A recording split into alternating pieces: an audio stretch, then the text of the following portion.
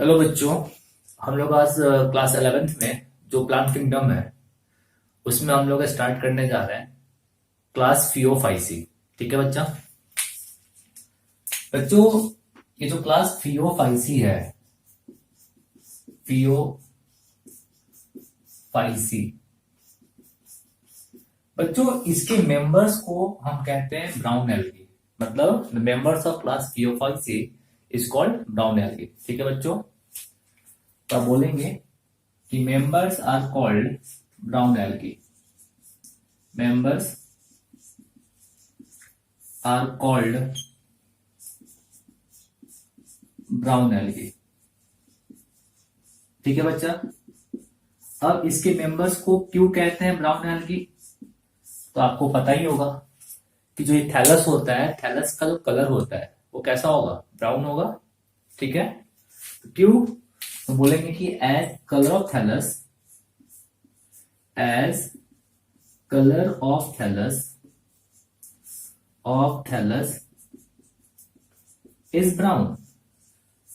जो थैलस होता है उसका कलर यहां पे कैसा होगा, वो ब्राउन होगा। इसलिए इसको हम कहते हैं ब्राउन एल्गी कहते हैं।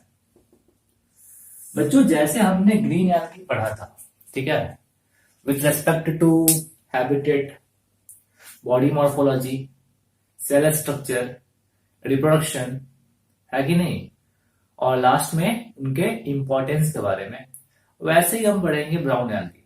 ठीक है। सबसे पहले हम पढ़ेंगे हैबिटेट के बारे में, फिर बॉडी मॉर्फोलॉजी, फिर सेल स्ट्रक्चर, फिर रिप्रोडक्शन, और फिर इंपॉर्टेंस। ठीक है बच्चों। चलो बच्चों, तो सबसे पहले स्टार्ट करते हैं इनका हैबिटेट। बच्चों याद रखना कि जो भी ब्राउन एल्गी है दे आर एक्वेटिक। ठीक है बच्चा। तो हम सबसे पहले बात करेंगे इनका हैबिटेट के बारे में। हैबिटेट तो बोलेंगे सर एक्वेटिक होगा सर, और एक्वेटिक में ये मोस्टली होता है marine forms. They are mostly marine and some are fresh water forms. ठीक है बच्चा। तो हम बोलेंगे कि मोस्टली क्या होता है, मोस्टली मेरीन होता है सर। मोस्टली आप बोलेंगे मैरीन। और बच्चा कुछ यहां पे होता है fresh water form, some are fresh water form. ठीक है बच्चा। Some are fresh water form, some are fresh water form. बच्चों मजे का बात यह है ना कि आपके एनसीईआरटी में जितना भी नाम दिया हुआ है वो सारा कैसा है, तो मैरीन फॉर्म है। ठीक है बच्चा। हम कुछ नाम बता रहे हैं आपको। एक नाम है लैमिनेरिया, लैमिनेरिया। एक नाम है आपका फ्यूकस, एक नाम है डिक्टियोटा, एक नाम है सैरगसम, सैरगसम। एक नाम है मैक्रोसिस्टस, मैक्रोसिस्टस। इसमें एक नाम है नेरियोसिस्टस, नेरियोसिस्टस, नेरियोसिस्टस। ठीक है बच्चा। तो ये सारा जो फॉर्म है ना, they all are the marine form. ठीक है बच्चा। इसमें आप एक और नाम ऐड कर सकते हो, एक्टोकार्पस, एक्टोकार्पस। ठीक है बच्चा। तो they all are marine form. तो जितना भी नाम आपके एनसीईआरटी में दिया है सब मैरीन फॉर्म का दिया है। आपसे कभी भी फ्रेश वाटर फॉर्म का एग्जांपल नहीं पूछेगा, बट बहुतों बच्चों को लगता है कि सर आपने बताया एग्जांपल मैरीन फॉर्म का, तो इसका भी बताओ। तो हम बता देते हैं, बट आप याद करो या ना करो कोई दिक्कत नहीं। ठीक है। एक नाम यहां पे प्यूरोक्लैडिया, प्यूरोक्लैडिया। तो Pleurocladia is the fresh water form. इसमें और भी मेंबर्स हैं, बट ये आप याद रखेंगे अगर रखने का मन कर रहा है आपको तो। ठीक है। तो बच्चों ये इनका हैबिटेट का पार्ट था। बच्चों हैबिटेट में हम दो बात और करेंगे। ठीक है बच्चों, जो ये मैरीन फॉर्म्स होता है ना, तो जनरली मैरीन फॉर्म जो होता है वो कोल्डर सीज में मिलेगा। कैसा बच्चा? कोल्डर सीज में, वार्मर सीज में जनरली नहीं मिलता है। ठीक है ना? तो बोलेंगे marine forms, marine forms, marine forms are generally present in, are generally present in colder seas, present in colder seas। अब आपके मन में आएगा कि सर कोल्डर सीज क्या होता है? तो बच्चा हम बोलेंगे कि वैसा सी जो टेम्परेट रीजन में लाई करता है। ठीक है? The seas of temperate region is called colder seas, है कि नहीं? और जो सी ट्रॉपिकल रीजन का होता है उसको हम लोग वार्मर सीज कहते हैं। ठीक, ये क्या है बच्चा? तो कोल्डर सी होता है सीज ऑफ टेम्परेट रीजन। तो टेम्परेट रीजन का जो सी होगा that is called the colder seas कहते हैं। ठीक है बच्चा? और जो सी कहां का होगा? तो ट्रॉपिकल रीजन का होता है, they are called the warmer seas. बच्चा आप सब आदमी क्लास 10th में ज्योग्राफी में पढ़े होंगे टेम्परेट रीजन, ट्रॉपिकल रीजन, सब ट्रॉपिकल रीजन, आर्कटिक रीजन, है कि नहीं? आर्कटिक बोलते हैं। ये सब आपने पक्का पढ़ा होगा। नहीं पढ़े हुए हो तो वेट करो, इकोलॉजी में क्लास 12th में हम लोग इनके बारे में डिस्कशन फिर से करेंगे। ठीक है बच्चों? क्लियर? बच्चों आपको याद होगा, ठीक है, अच्छा पढ़ाएंगे भी आगे, कि रेड एल्गी होता है ना, वो क्या बताओ? They are found in the warmer area, मतलब they are found in warmer seas, मतलब ट्रॉपिकल रीजन के सीज में वो मिलेगा। ठीक है बच्चों? क्लियर? बच्चों कुछ इसका जो फॉर्म होता है, ठीक है, some forms of brown algae, of brown algae are present in warmer seas, मतलब सीज ऑफ ट्रॉपिकल रीजन। ठीक है बच्चा? आप कह सकते हो यहां पे सीज ऑफ ट्रॉपिकल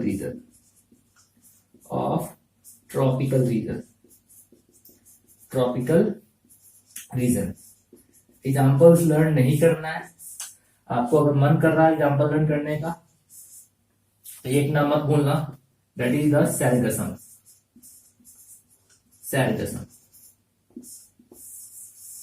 बच्चों सैरगसम से एक और बात जुड़ा हुआ है, इसलिए हमने यहाँ पे सरगसम बताया आपको।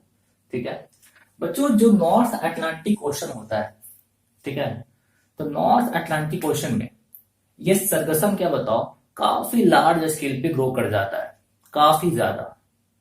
तो नॉर्थ अटलांटिक ओशन का वो पार्ट जहां पे सरगसम खूब ज्यादा ग्रो किया हुआ है, that region is known as the Sargasso Sea. क्या बोलते हैं? सैरगैसो सी कहते हैं। ठीक है बच्चा? तो बोलेंगे सैरगसम, ठीक है, grows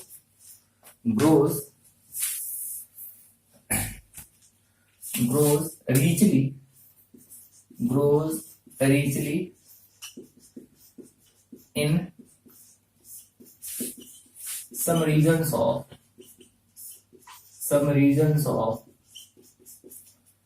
North Atlantic Ocean,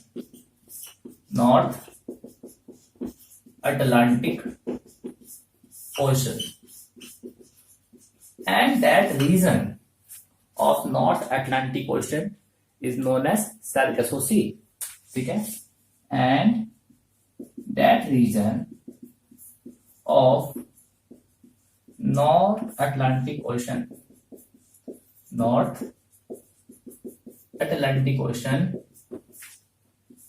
is called क्या बच्चा?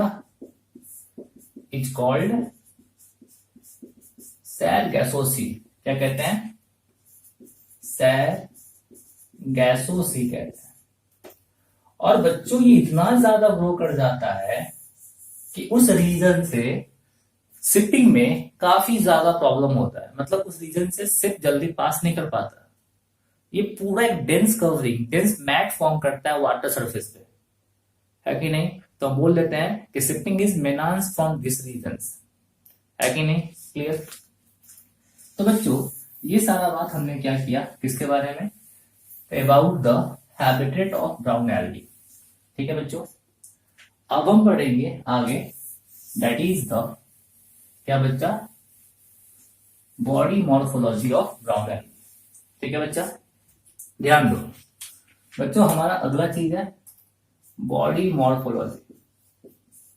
बॉडी मॉर्फोलॉजी बच्चों, सबसे पहला बात कि ब्राउन एल्गी में एक भी वैसा एल्गी नहीं है जो सिंगल सेल का होता है, मतलब इसमें यूनिसेलुलर फॉर्म्स कंप्लीटली एब्सेंट होता है। ठीक है, तो अब सबसे पहला पॉइंट बोलेंगे कि unicellular forms, unicellular forms are completely absent, are completely क्या बच्चा, एब्सेंट। तो जो फॉर्म यूनिसेलुलर है ये बिल्कुल यहां पे एब्सेंट होता है। ठीक है बच्चों, तो इसमें जो भी फॉर्म होगा वो सब क्या बताओ, मल्टी सेलुलर होगा। ठीक है, तो only multicellular forms are present, और जो ये मल्टी सेलुलर फॉर्म्स होगा इनका बॉडी जो साइज है, बॉडी का स्ट्रक्चर है, ये ग्रेटली वैरी करता है। ठीक है, हम बोलेंगे कि body size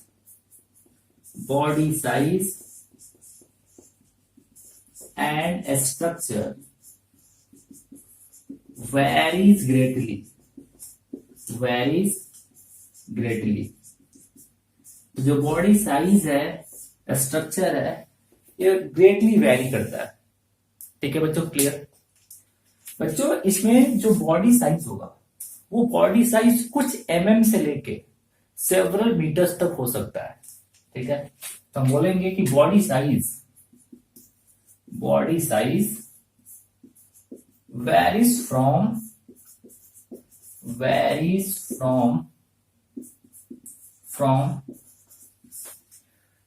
few mm to several meters। बच्चा mm से मतलब है मेरा मिलीमीटर्स, है कि नहीं? तो ये 1 mm से लेके 100 मीटर तक हो सकता है। साइड बुक्स में दिया रहता है कि कौन सा एल्गी कितने मीटर का है, क्या साइज उसका है, तो वो सब याद नहीं करना, बेवकूफी याद करना। ठीक है, तो body size varies from few mm to several metres. ठीक है बच्चा, इसमें जो लार्ज फॉर्म होगा, ठीक है, वो ऐसा एल्गी जिनका बॉडी काफी बड़ा है, they are known as scalps. ठीक है बच्चा, बोलेंगे brown algae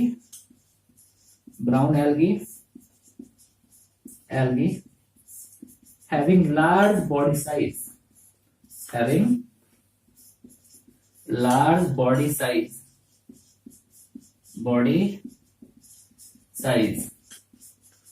is called kelps कहते हैं। तो वैसा ब्राउन एल्गी जिनका साइज काफी बड़ा होता है, they are called kelps.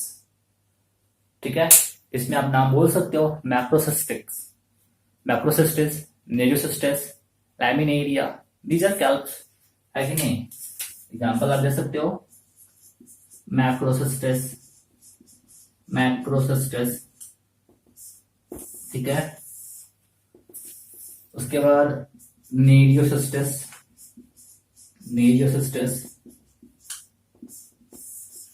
You can say laminaria.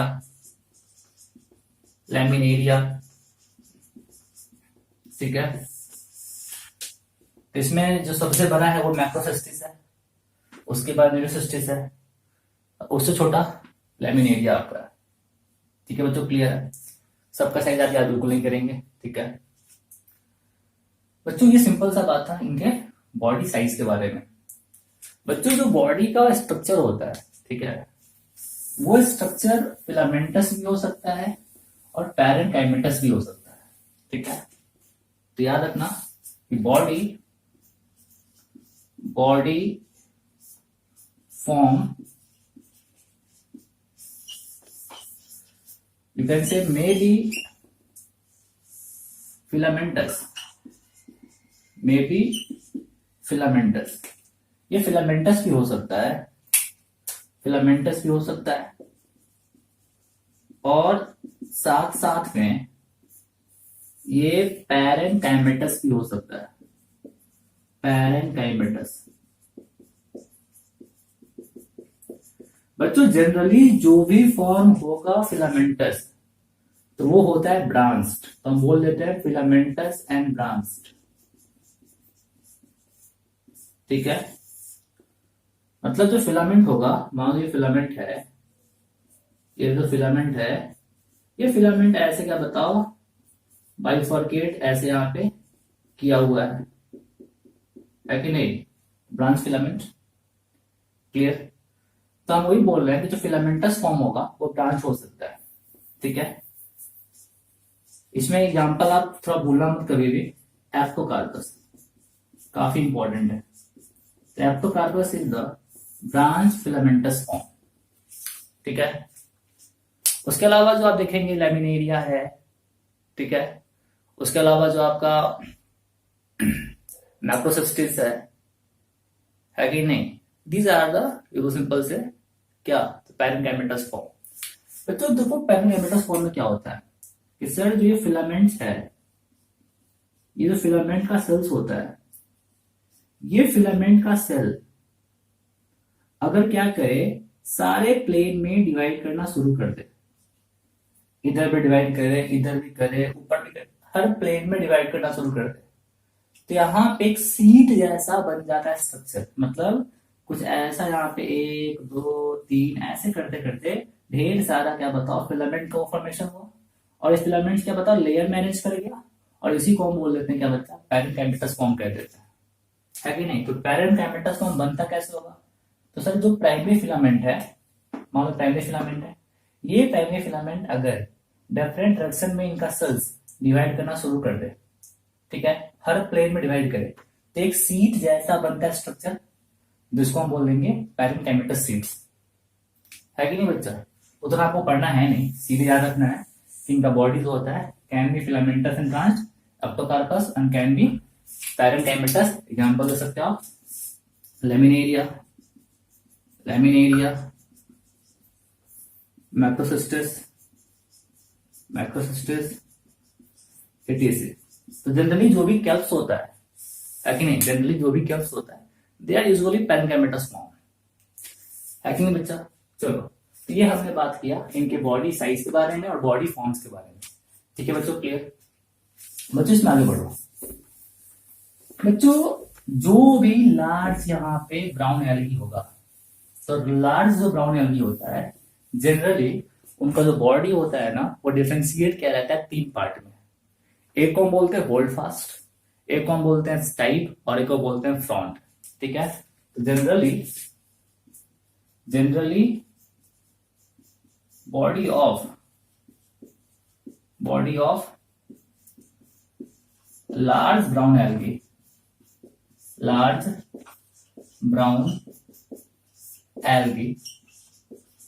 ठीक है बच्चा, इज डिफरेंशिएटेड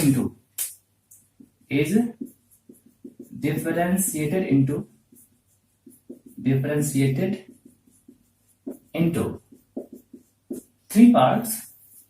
एक को हम बोलते हैं होल्ड फास्ट, एक को हम बोलते हैं स्टाइप, और एक को हम बोलते हैं front. Hold fast, stipe and front. बच्चों ये नाम से देखो क्लियर हो जाएगा आपको।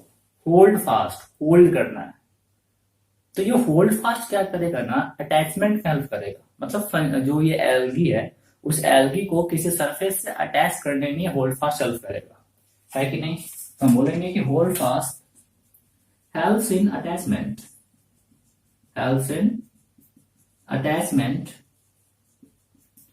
ऑफ एल्गी विद सबस्ट्रेटम, मतलब किसी सरफेस से इसको अटैच करने में हेल्प करेगा। कौन? Hold fast. एस्टाइप क्या करेगा? तो एस्टाइप विल होल्ड, विल प्रोजेक्ट किसको? फ्रॉन्ट। फ्रॉन्ट पे होल्ड पकड़ा हुआ है कि नहीं? एस्टाइप क्या बताओ? विल प्रोजेक्ट किसको? तो फ्रंट। और ये स्टाइप जो होगा ना, ये स्टेम की तरह काम करेगा। जैसे प्लांट में स्टेम होता है ना, वैसे इनके पास स्टाइप होता है। तो S for stem, S for stipe, समझने के लिए स्टेम जैसा काम करेगा, स्टेम नहीं है, ठीक है। एंड फ्रॉन्ट जो होता है ना बच्चा, ये फोटोसिंथेटिक है, फोटोसिंथेटिक और एक्सपेंडेड पार्ट है, एक्सपेंडेड पार्ट है और ये फोटोसिंथेटिक होता है, मतलब basically helps in the photosynthesis.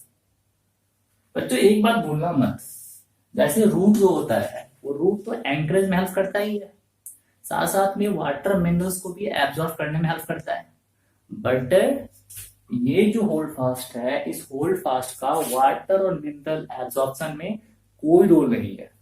मतलब हम बोलेंगे कि होल्ड फास्ट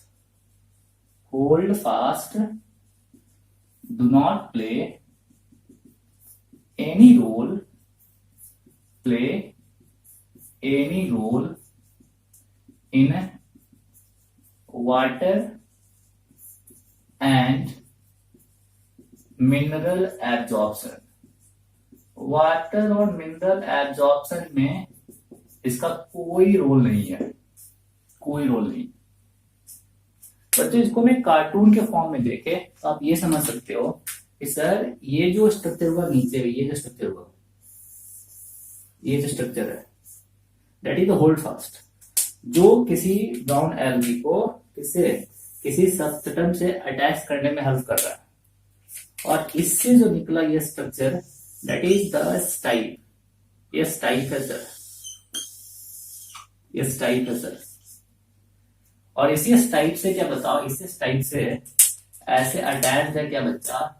ये अटैच है आपका लीफ जैसा स्ट्रक्चर, मतलब फ्रॉन्ट, ठीक है बच्चा, फ्रॉन्ट।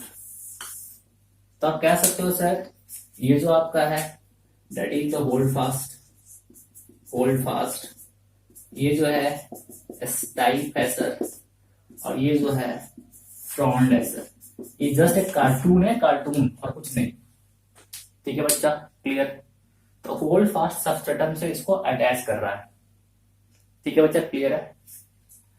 बच्चों बहुत सारे एल्गी में जो लार्ज फॉर्म होता है, इनमें कंडक्शन के लिए, ठीक है, कंडक्शन के लिए जाइलम फ्लोएम तो नहीं है, बट बी क्लियर, यहाँ पे एक स्पेशल टाइप का टिश्यू होता है जिसको हम बोलते हैं ट्रम्पेट हाइफे। क्या बोलते हैं? Trumpet hyphae. तो लार्ज फॉर्म मतलब kelps have the special type of conducting tissue known as the trumpet hyphae, ठीक है? पूछेगा आपसे what is trumpet hyphae? Trumpet hyphae, trumpet hyphae, hyphae तो बोलेंगे special type of conducting tissue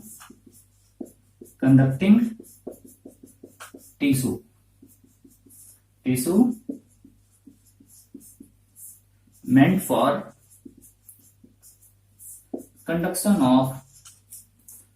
for conduction of various substances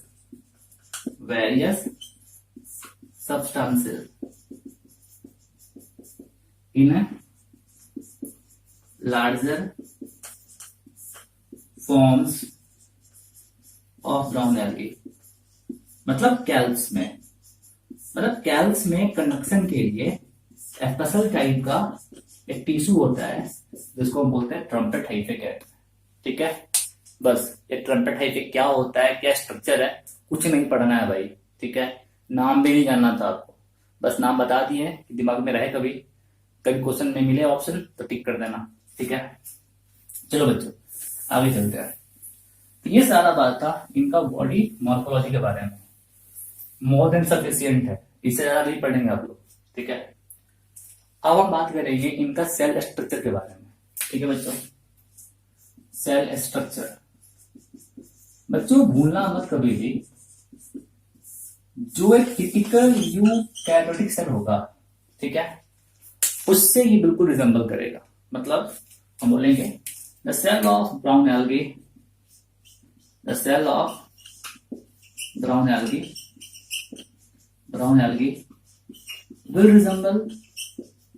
will resemble a typical क्या बच्चा, तो eukaryotic cell, ठीक है बच्चा। तो जो स्ट्रक्चर एक यूकैरियोटिक सेल में होगा लगभग वो सेल स्ट्रक्चर यहां भी मिलेगा। क्यों, ये भी एक यूकैरियोट ही है ना, इसलिए, ठीक है बच्चा, क्लियर है बच्चों। बेसिकली हम यहां बात करेंगे, ठीक है, about the cell wall, about the photosynthetic apparatus, ठीक है, और लास्ट में about the reserve food material. काम खत्म, ठीक है। तो स्टार्ट करते हैं विद सेल वॉल। बच्चा जो सेल वॉल होगा ब्राउन एल्गी का, तो cell wall of brown algae, ठीक है बच्चा, कंसिस्ट ऑफ पहला चीज सेल्यूलोज, कोई नया बात नहीं है, ये सेल्यूलोज ग्रीन एल्गी में भी था। दूसरा जो यहां पे होता है उसको हम बोलते हैं non glucan polysaccharides, non glucan polysaccharides. बच्चा ये नॉन ग्लूकैन है, GLUCAN, नॉन ग्लाइकैन नहीं है।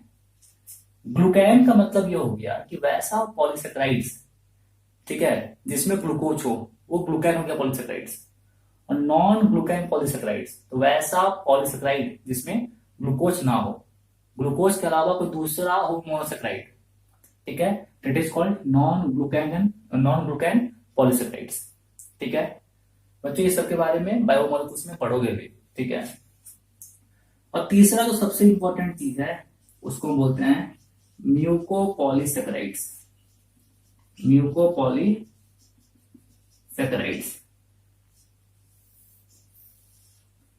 ठीक है बच्चा।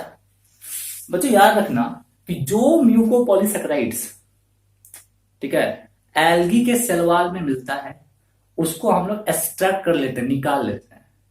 और जो म्यूकोपॉलीसैकेराइड्स हम एल्गी के सेल वॉल से एक्सट्रैक्ट करते हैं they are known as the phycocolloids. क्या बोलते हैं, फाइकोक्लोराइड्स, ठीक है। याद रखना कि म्यूकोपॉलीसैकेराइड्स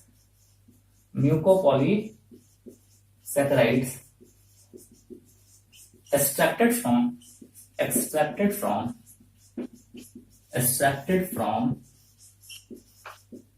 cell wall of algae, ठीक है बच्चा। और वो कौन कौन सा होगा, ब्राउन एल्गी हो सकता है या रेड हो सकता है, ग्रीन से नहीं मिलता है, इज कॉल्ड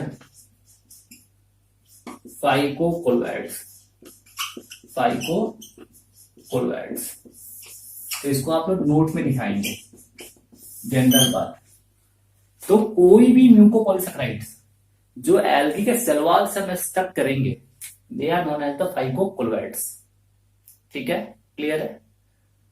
और वो एल्गी कौन कौन सा हो सकता है, ब्राउन एल्गी है, रेड एल्गी, ठीक है बच्चा। तो ये जो ब्राउन एल्गी है इनके सेल वॉल में एक स्पेशल टाइप का कार्बोहाइड्रेट है जिसको हम बोलते हैं म्यूकोपॉलीसैकेराइड्स, है कि नहीं।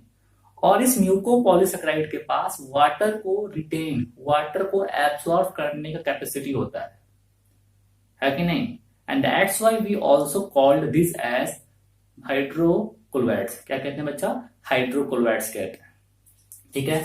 तो आगे बोलेंगे कि सिंस these म्यूकोपॉलीसैकेराइड्स, since these म्यूकोपॉलीसैकेराइड्स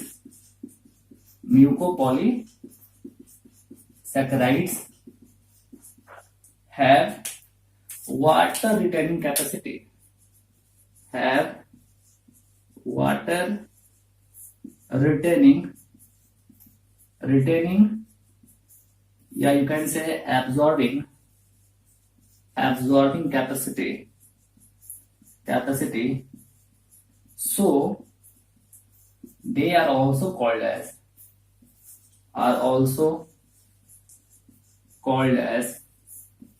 क्या बच्चा, हाइड्रोकोलोइड्स।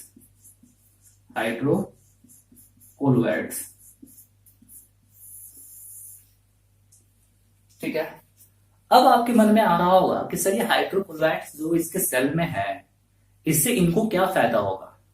तो बच्चों याद रखना कि ये जो एल्गी था ये जनरली कोल्डर सीज में मिल रहा है कि नहीं। तो इसको फ्रीज करने से, इसको फ्रीज होने से क्या बताओ, ये क्या है, तो जो हाइड्रोक्लोराइड से बचाता है। तो हाइड्रोक्लोराइड से आता है एंटी फ्रीजिंग प्रॉपर्टी, या साथ साथ में ये एल्गी को डेसिकेट होने से बचाएगा, सूखने से बचाएगा।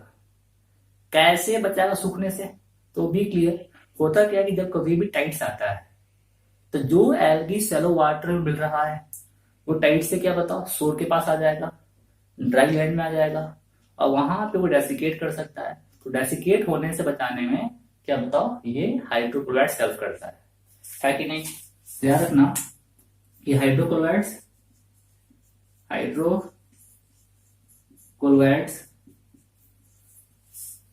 Protect algae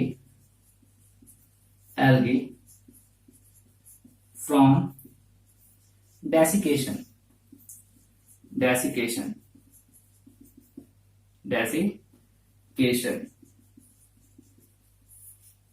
as well as act as anti fridge की तरह काम करेगा, मतलब फ्रीजिंग होने से बचाएगा इसको, तो ब्राउन एल्गी इसको। ठीक है। अभी कैसे क्या रोल प्ले करता है ये सब नहीं पढ़ना आपको, ये सब ट्रम्प की बुक में आपको नहीं दिया होगा, बट हल्का बता दिया आप लोग को। ठीक है। तो बच्चों बस ये पूछेंगे कि क्या जो ब्राउन एल्गी होता है, ब्राउन एल्गी के सेल वॉल में क्या फाइकोकोलोइड्स मिलेगा, तो हाँ मिलेगा सर। ठीक है बच्चों एक बात भूलना मत कि जो फाइकोकोलोइड्स, ठीक है, ब्राउन एल्गी में मिलता है, ठीक है, उनमें सल्फेट नहीं होता है, तो they are the non sulphated phycocolloids. ठीक है। याद रखना कि फाइकोकोलोइड्स which are obtained from brown algae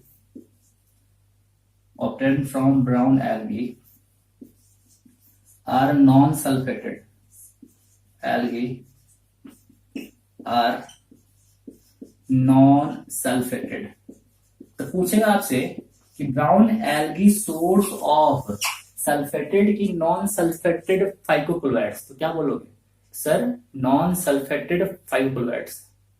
और दूसरा कौन सा है आपका, रेड एल्गी है, तो नॉन सल्फेटेड यहां मिल रहा है, तो रेड में क्या मिलेगा, तो सल्फेटेड फाइकोकोलोइड्स मिलेगा। ठीक है बच्चों, जो हम रेड एल्गी में बात करेंगे अभी। ठीक है। चलो बच्चों ये था इनके सेल वॉल के बारे में। ठीक है। अब आते हैं इनके फोटोसिंथेटिक एपरेटस के बारे में। ठीक है बच्चों, जैसे ग्रीन एल्गी के सेल में क्लोरोप्लास्ट था, तो ब्राउन एल्गी के सेल में जो प्लास्टिड्स होता है उसको बोलते हैं फियोप्लास्ट कहते हैं। ठीक है। तो प्लास्टिड्स ऑफ ब्राउन एल्गी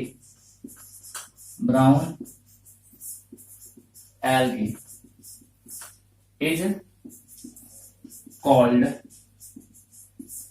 फियोप्लास्ट कहते हैं। और इसी फियोप्लास्ट के अंदर में थैलाक्वाइड्स होता है, और उसी थैलाक्वाइड के सरफेस पे पीएस पिगमेंट मिलता है।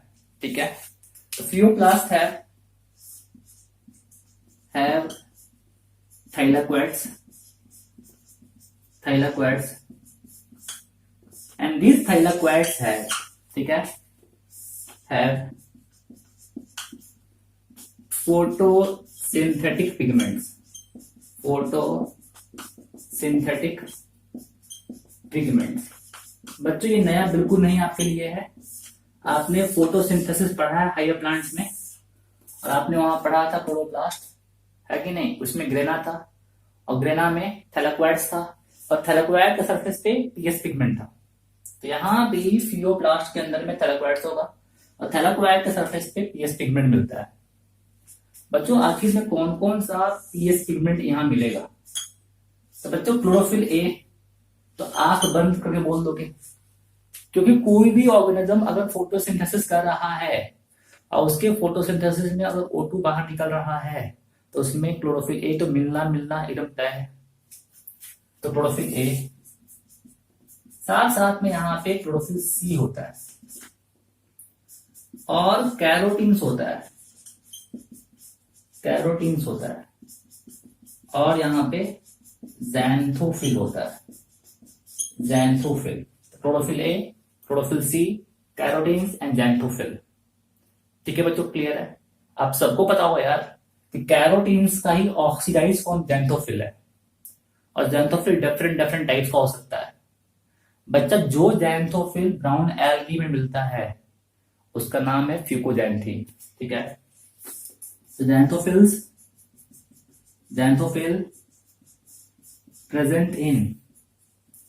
present in brown algae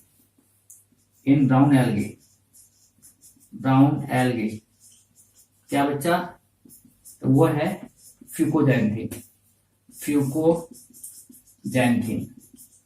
और यही फ्यूकोजैंथीन क्या बताओ रेस्पॉन्सिबल होता है ब्राउन कलर के लिए, responsible for brown colour, responsible for brown colour, बच्चों ये भूलना मत कभी, ये मत समझना कि ब्राउन एल्गी का कलर हमेशा बिल्कुल ब्राउन ही होगा। नहीं, यहाँ पे ब्राउन का डिफरेंट शेड्स मिल सकता है depending upon the amount of what, fucoxanthin. तो फ्यूकोजैंथीन कितना है इस बेसिस पे यहाँ पे डिफरेंट शेड्स मिलता है ब्राउन का। ठीक है, तो हमेशा डार्क ब्राउन ही नहीं होगा, बी क्लियर। ठीक है बच्चा, तो ये सारा बात था इनके पीएस पिगमेंट्स के बारे में। तो बच्चों इसको अगर हम कंपेयर कर दे ग्रीन एल्गी से, तो ग्रीन एल्गी में क्या था? Chlorophyll a, chlorophyll B, carotene, xanthophyll. यहाँ पे chlorophyll A, carotene, xanthophyll same, और क्या यहाँ पे आ गया? क्लोरोफिल सी आ गया, और ज़ैंथोफिल में यहाँ पे कौन ज्यादा है? That is the fucoxanthin. ठीक बच्चा, क्लियर? चलो आगे चलते हैं। बच्चों ये जो ब्राउन एल्गी है, इस ब्राउन एल्गी में जो रिजर्व फूड मटेरियल है, ठीक है, वो क्या होगा? तो जैसे ग्रीन एल्गी में रिजर्व फूड मटेरियल स्टार्च था, true starch and lipid droplets था, वाइट ड्रॉपलेट्स था। बच्चा यहाँ पे रिजर्व फूड मटेरियल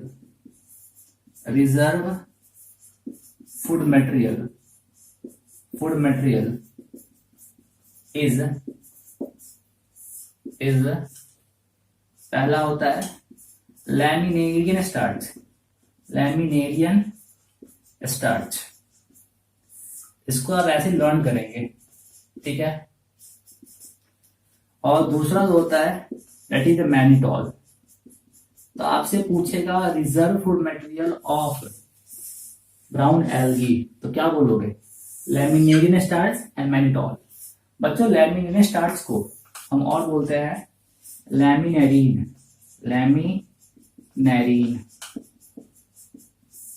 लैमिनेरिया नहीं है। लैमिनेरिया इसका मेंबर है, ठीक। चलो तो बच्चों ये इसका रिजर्व फूड मटेरियल था, ठीक है।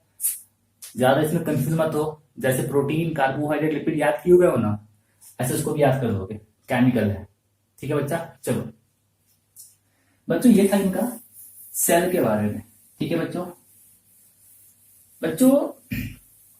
यहां पे एक हल्का सा टॉपिक बता रहे हैं आपको, ठीक है, भूलना मत। That is the flagellation.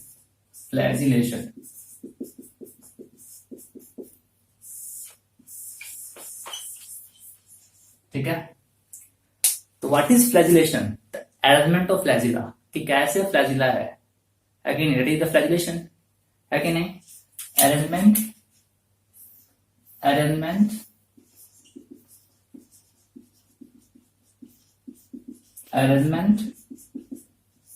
of different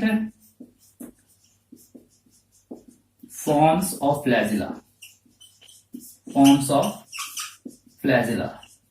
तो फ्लैजिला का डिफरेंट फॉर्म्स का arrangement, that is the flagellation. बच्चों फ्लैजिलेशन दो टाइप का होता है, ठीक है, सुन ध्यान से। एक को हम बोलते हैं आइसोकॉन्ट फ्लैजिलेशन,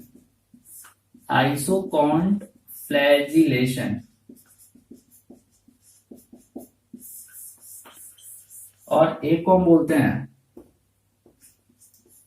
हेट्रोकॉन्ट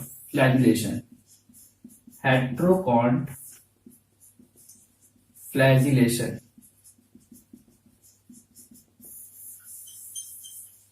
बच्चों आइसो मीन सेम, तो आइसोकॉन्ट फ्लैजिलेशन कब होगा? तो जब दो फ्लैजिला हो और दोनों फ्लैजिला साइज में और स्ट्रक्चर में बिल्कुल सेम हो, that is called the isoquant flagellation, ठीक है। when two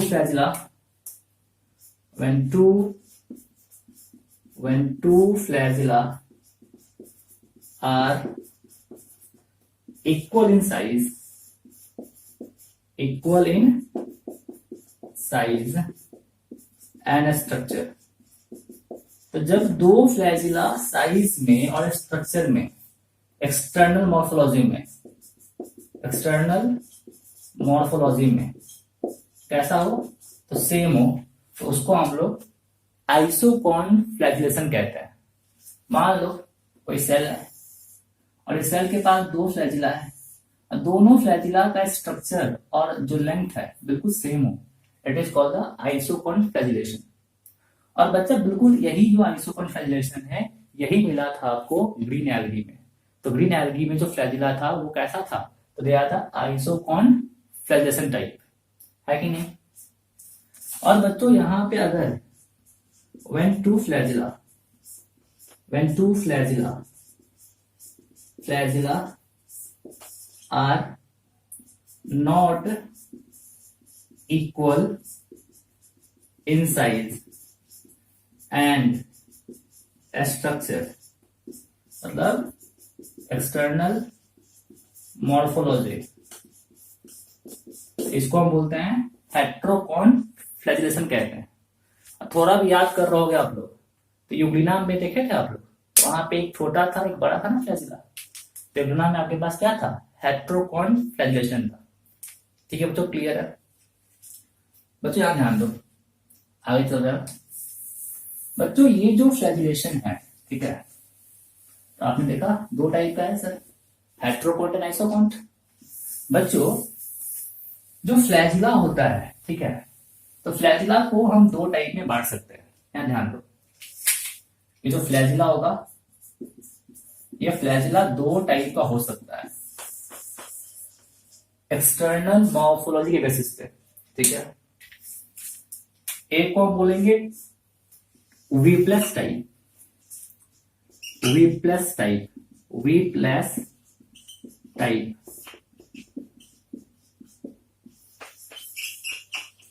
और एक को हम बोलते हैं टिंसल टाइप। तो एक फ्लैजिला को हम बोलते हैं वी प्लस टाइप और एक को हम बोलते हैं टिंसल टाइप। बच्चों देखो ध्यान से, वी प्लस टाइप क्या होता है कि मान लो कि ये फ्लैजिला है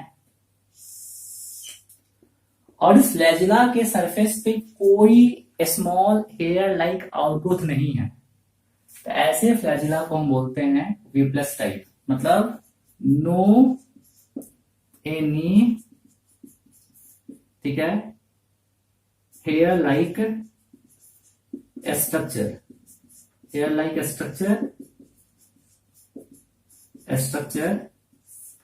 जिसको हम बोलते क्या है, मैस्टिगोनिम्स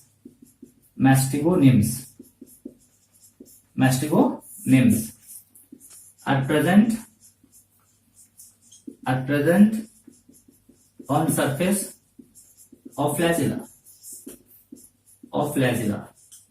तो फ्लैजिला के सरफेस पे कोई भी हेयर जैसा स्ट्रक्चर मैस्टिगोनिम नहीं मिलेगा, तो इसको हम बोलते हैं वीफ्लेस टाइप। तो इस कारण जब ये हेयर लाइक स्ट्रक्चर यहाँ पे है ही नहीं, तो इस कारण यहाँ पे जो सरफेस होगा स्मूथ होगा, इसीलिए इसको हम लोग और भी कह देते हैं स्मूथ टाइप भी कह देते हैं, स्मूथ टाइप फ्लैजिला भी कह देते हैं। समझा? तो वो वीफ्लेस टाइप के लिए टर्म यूज करते हैं, दैट इज कॉल्ड द क्या बच्चा? एक्रोनिमेटिक। एक्रोनिमेटिक। तो पूछेंगे व्हाट इज एक्रोनिमेटिक फ्लैजिला? तो flagella without mastigoneme is called acronematic flagella. बच्चा ये सब बिल्कुल सिंपल सिंपल टर्म है, आपको आना चाहिए, ठीक है बच्चा। टिंसल टाइप, इसमें क्या होगा? तो हम बोलेंगे हेयर लाइक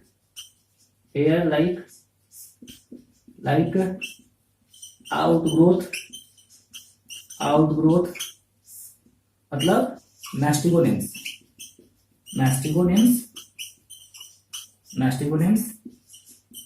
आर प्रेजेंट। यहाँ पे हेयर लाइक आउटग्रोथ मतलब मैस्टिगोनिम्स यहाँ पे प्रेजेंट है और यहाँ पे एब्सेंट होता है।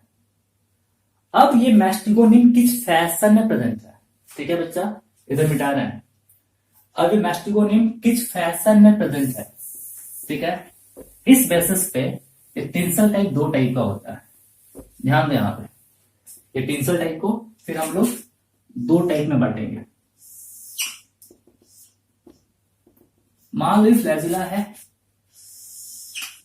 और इस फ्लैजिला में ये स्मॉल हेयर लाइक आउटग्रोथ सिर्फ एक ही तरफ है, दूसरी तरफ नहीं है, ऐसे। और एक केस में ये हेयर लाइक आउटग्रोथ दोनों तरफ है, ऐसे। तो अगर हेयर लाइक आउटग्रोथ दोनों तरफ होगा कुछ इस मैनर में, ठीक है बच्चा, तो इसको हम बोलते हैं पैंटोनिमेटिक। क्या कहते हैं? पैंटोनिमेटिक फ्लैजिला। पैंटोनिमेटिक फ्लैजिला क्या बोलते हैं? पैंटोनिमेटिक फ्लैजिला। पैंटोनिमेटिक फ्लैजिला। और अगर हेयर लाइक आउटग्रोथ बस एक ही रोज में है, it is called stichonematic. Stichonematic flagella. Stichonematic flagella. तो एक तरफ है स्टाइकोनिमेटिक, दोनों तरफ है पैंटोनिमेटिक। बात समझा? ठीक है। तो हम सीधे ये बोलना चाह रहे थे कि flagella can be whiplash type, tinsel type. Whiplash type में सरफेस पे कोई हेयर लाइक आउटग्रोथ नहीं मिलता है, उसको हम लोग स्मूथ टाइप कहते हैं या एक्रोनिमेटिक टाइप कहते हैं। और टिंसल टाइप में हेयर लाइक आउटग्रोथ मिलता है, जो एक रो में हो सकता है या दो में हो सकता है। एक में रहेगा तो स्टाइकोनिमेटिक, दो में रहेगा तो पैंटोनिमेटिक। तो इसको आप लोग नोट में दिखा देंगे, क्योंकि इसका काम अभी हमको आगे पड़ेगा। ठीक है बच्चों, चलो आगे चलते हैं। इसको मिटा रहे हैं बच्चों। अब हमको देखना है क्या बच्चा? तो ब्राउन एल्गी का रिप्रोडक्शन। ठीक है बच्चों, यहां ध्यान दो।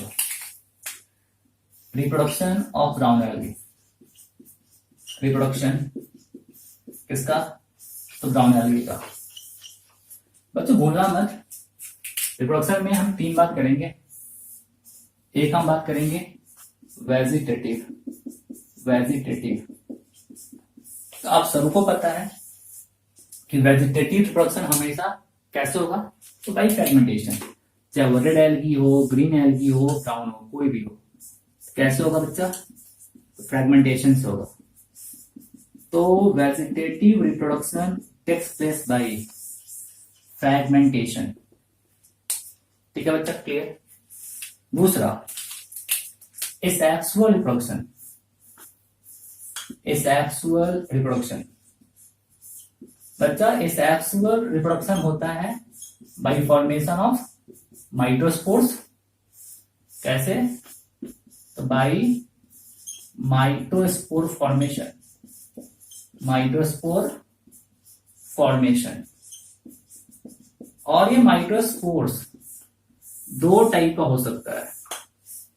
एक को हम बोल देते हैं मोटाइल माइक्रोस्पोर्स और एक को हम बोलेंगे non motile microspores. Motile microspores और एक को हम बोलते हैं non motile microspores. Non motile microspores. तो बच्चों आपके एनसीईआरटी में बस दिया हुआ है अबाउट मोटाइल माइक्रोस्पोर्स, ठीक है। ये कौन होगा? तो ये होगा आपका जूस्पोर्स। तो जूस्पोर्स होगा इसमें,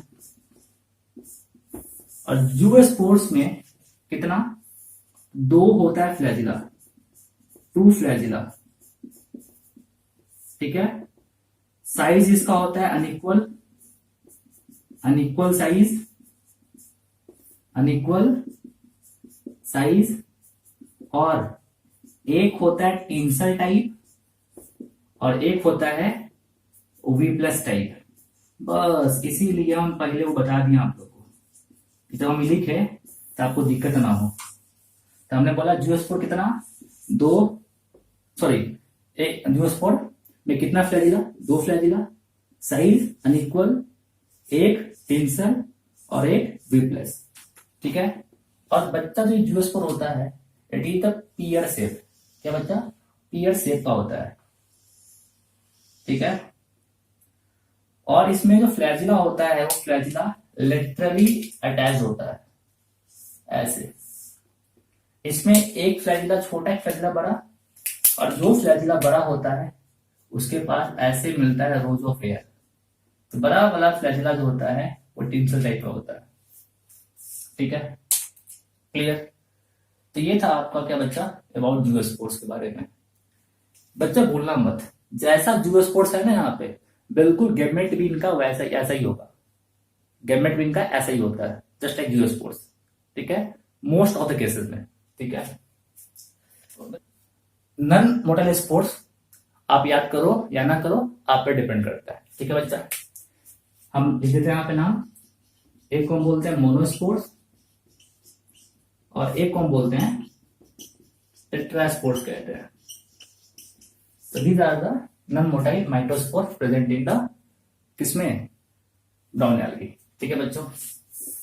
बच्चों आगे चलते हैं। लास्ट टॉपिक इसका दैट इज द रिप्रोडक्शन में सेक्सुअल रिप्रोडक्शन, ठीक है बच्चों। तो ध्यान दें यहाँ पे सेक्सुअल रिप्रोडक्शन। बच्चों सेक्सुअल रिप्रोडक्शन यहाँ पे होगा बाय फ्यूजन ऑफ गैमेट्स। कैसे बच्चा? तो आप बोलेंगे कि बाय फ्यूजन ऑफ गैमेट्स। कैसे? तो बाय फ्यूजन ऑफ गैमेट्स।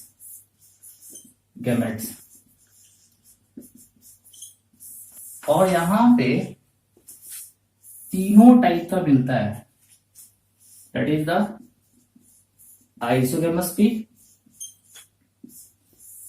और एनाइसोगेमस पी, एनाइसोगेमस पी और oogamous पी, oogamous पी। बच्चों हम oogamous से बात करते हैं।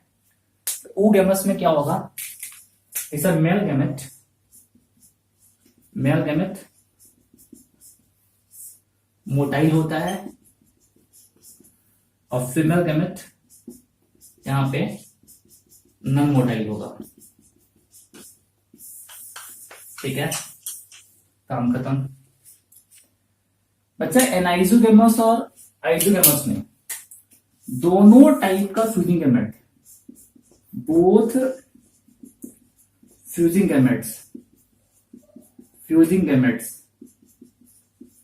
गैमेट्स आर मोटाइल, मतलब फ्लैजिलेटेड होगा, फ्लैजिलेटेड, ठीक है। हो तो गया। अब इसमें कहां एनाइसोगेमस मिलता है कंडीशन, कहां है आइसोगेमस, कहां oogamous, ये सब लर्न आपको नहीं करना है बिल्कुल। बात समझ में आ रहा है? पक्का क्लियर है? चलो तो ये सारा बात था इनका सेक्सुअल रिप्रोडक्शन के बारे में। बच्चों जो बात यहाँ बता रहे हैं उसको अभी सीधे लर्न करेंगे। रेड एल्गी खत्म करने के बाद ठीक है हम लोग डिटेल में डिस्कस करेंगे कि कैसे इनका लाइफ साइकिल होता है। जो हमने life cycle alternation of generation discuss पहले किया था इन जनरल, उसी को हम लोग अब स्पेसिफिक मैनर में एल्गी में पढ़ेंगे लास्ट में। ठीक है बच्चों, क्लियर? तो अभी जो बात बता रहे हैं वो सीधे आप लर्न कर लेंगे। ठीक है बच्चों, इसमें ब्राउन एल्गी में जो लाइफ साइकिल होगा, लाइफ साइकिल भूलना मत कभी भी। ठीक है, ये डिप्लॉयंटिक लाइफ साइकिल होता है। डिप्लॉयंटिक लाइफ साइकिल होता है। और दूसरा जो है that is the haplo diplontic life cycle होता है। डिप्लॉयंटिक लाइफ साइकिल होता है। पूछेंगे ब्राउन एल्गी में लाइफ साइकिल कैसा है, तो आप क्या बोलेंगे? तो सर डिप्लॉयंटिक है या हैप्लो डिप्लॉयंटिक है। ठीक है बच्चों डिप्लॉयंटिक लाइफ साइकिल कहां मिलेगा? तो नाम मत बोलना, फ्यूकस। नीट 2018 में क्वेश्चन पूछा हुआ था कि फ्यूकस का कैसा है लाइफ साइकिल, तो डिप्लॉयंटिक, और आपके एनसीईआरटी में दिया हुआ है। ठीक है, हैप्लोडिप्लॉयंटिक एप्टोकार्पस में और जो भी कैल्प्स होता है, मैक्रोसिस्टिस है, निडोसिस्टिस है, लेमिनेरिया है, उन सब में क्या बताओ? They all have the haplodiplontic life cycle. यहां पे आप बोलेंगे कौन सा लाइफ साइकिल एब्सेंट है? भूलना मत कभी भी, हैप्लॉयंटिक लाइफ साइकिल एब्सेंट, ये यहां पे एब्सेंट है। और बच्चा याद रख लो कि हैप्लॉयंटिक लाइफ साइकिल का फीचर होता है जाइगोटिक मियोसिस। तो अगर हैप्लॉयंटिक लाइफ साइकिल एब्सेंट है तो जाइगोटिक मियोसिस भी नहीं मिलेगा। ठीक है, जाइगोटिक मियोसिस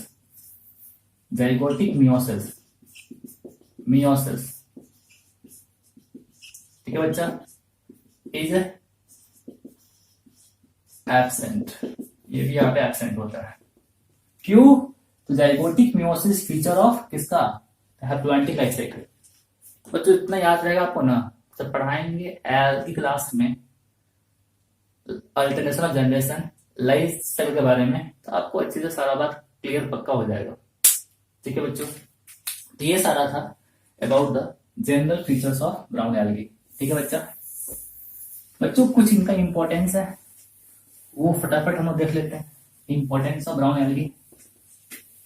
ठीक है बच्चों, ब्राउन एल्गी में अब हम लोग देख लेते हैं इनका इंपॉर्टेंस। ठीक है बच्चों, तो सिंपल ऐसे पॉइंट्स हैं जिसको कहीं भूलेंगे नहीं आप। पहला जो है, ब्राउन एल्गी को हम यूज करते हैं एज सोर्स ऑफ फूड। और इसमें से जो कॉमन ब्राउन एल्गी जिसको हम यूज करते हैं सोर्स ऑफ फूड वो कौन कौन सा है? तो लेमिनेरिया है, सरगसम है, मैक्रोसिस्टिस है। ठीक है, और भी नाम है ब्राउन एल्गी का, बट ये 3 नाम मत भूलना। कौन कौन सा? Laminaria, Sargassum and Macrocystis. These are edible and they are used as source of food. ठीक है बच्चों इनको हम यूज करते हैं एज फॉडर भी, मतलब इनको यूज करते हैं एनिमल्स को भी खिलाने के लिए। ठीक है बच्चों, क्लियर? बच्चों जो ब्राउन एल्गी है, ब्राउन एल्गी से हमको मिलता है फाइकोक्लोराइड्स, और 3 नाम मत भूलना। कौन कौन सा? एल्जीनिक एसिड, फिक्वाइडीन एंड फ्यूसिन।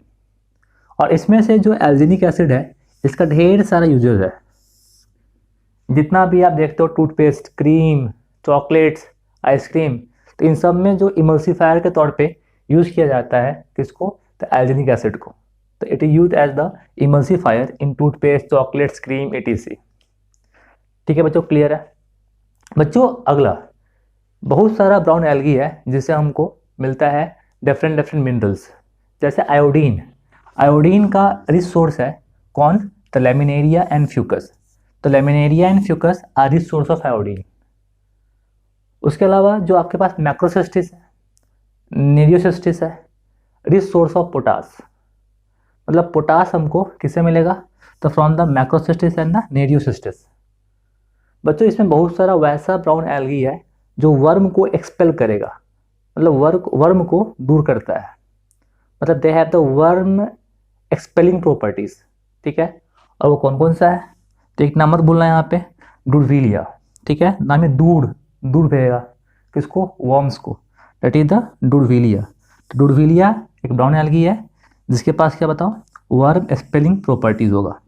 तो बच्चों ये सारा कुछ इसका इंपॉर्टेंस था जो आप आराम से लर्न कर सकते हो, ठीक है बच्चा। इसमें से आपकी बुक में एक दिया हुआ है, that is the brown algae is source of the alginic acid, ठीक है बच्चों, क्लियर है। चलो बच्चों अब हम लोग एनसीईआरटी थोड़ा पढ़ लेते हैं, ठीक है, काफ़ी इंपॉर्टेंट है।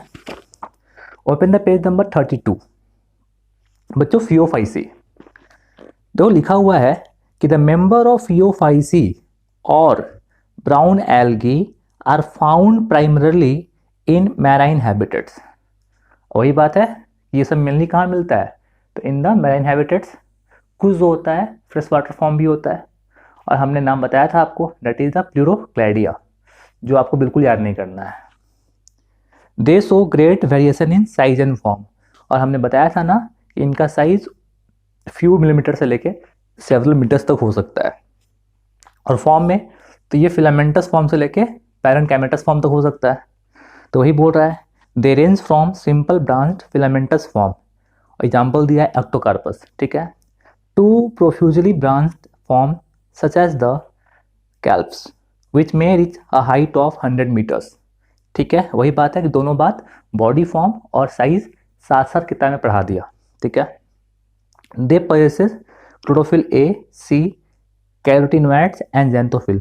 बच्चों भले ही बुक में कैरोटीनोइड्स एंड ज़ैंथोफिल कह दिया है, आप कहेंगे carotenes and xanthophyll, carotenes and xanthophyll को ही हम साथ में कह देते हैं कैरोटीनोइड्स कह देते हैं, ठीक है।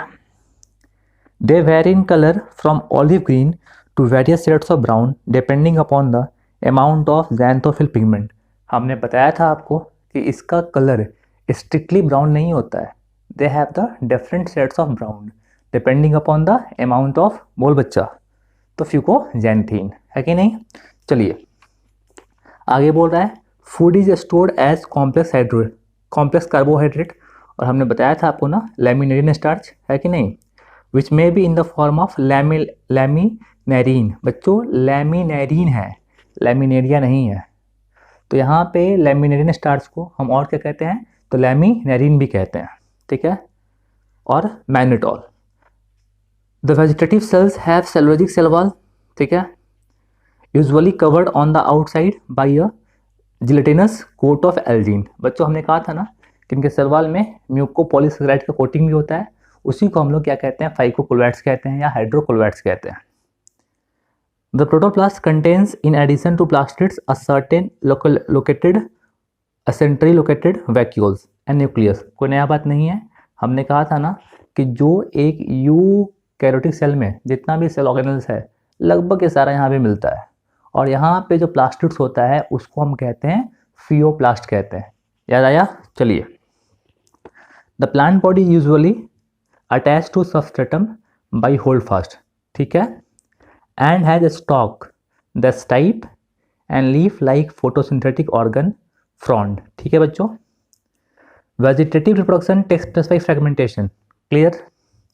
Asexual reproduction in most brown algae is by biflagellate zoospore। बच्चा हमने कहा था ना जूस्पोर में दो फ्लैजिला होता है, दोनों फ्लैजिला का साइज अनइक्वल होता है, एक छोटा एक बड़ा, और बड़ा वाला के पास मैस्टिगोनी मिलता है, टिंसल टाइप, याद आया।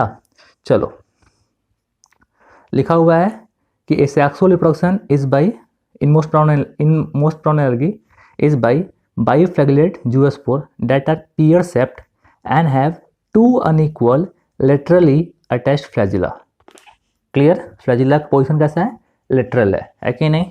चलिए सेक्सुअल रिप्रोडक्शन में भी आइसोगेमस, एनाइसोगेमस और ऊगेमस, और हमने कहा था ना कि आइसोगेमस एनाइसोगेमस में जो गैमेट्स होगा दोनों गैमेट्स मोटाइल होता है, और ऊगेमस में एक गैमेट होगा मोटाइल और एक होगा नॉन मोटाइल। तो female gamete is non motile and male gamete is motile. ठीक है बच्चों, चलिए यूनियन ऑफ गैमेट्स में take place in water.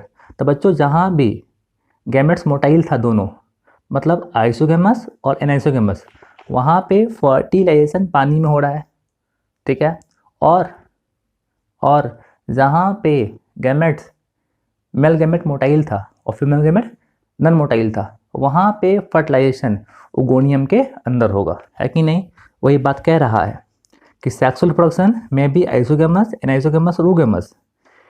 Union of gamete में टेक प्लेस इन वाटर और विद इन द ओगोनियम, और बगल में लिखा है क्या, ओगेमस स्पेसीज। ठीक है बच्चा, चलो द गैमेट्स आर पैरीफॉर्म मतलब pear shaped and bear two laterally attached flagella. Clear. The common forms are Ectocarpus, Dictyota, Laminaria, Sargassum and Fucus. ठीक है बच्चों, तो ये सारा था किसके बारे में, अबाउट द ब्राउन एल्गी। बच्चों जितना हमने पढ़ाया है ना, उतना अगर ध्यान से सुने होगे तो इस किताब का जितना भी बात लिखा हुआ है वो तो आपको ऐसे याद हो गया, और जितना किताब में लिखा हुआ है उतना ही अगर आपको आ जाएगा ना, तो निट का क्वेश्चन सारा आपसे बन जाएगा। समझे बच्चों, चलो फिर मिलते हैं अगले क्लास में विद द रेड एल्गी। ठीक, चलो बाय।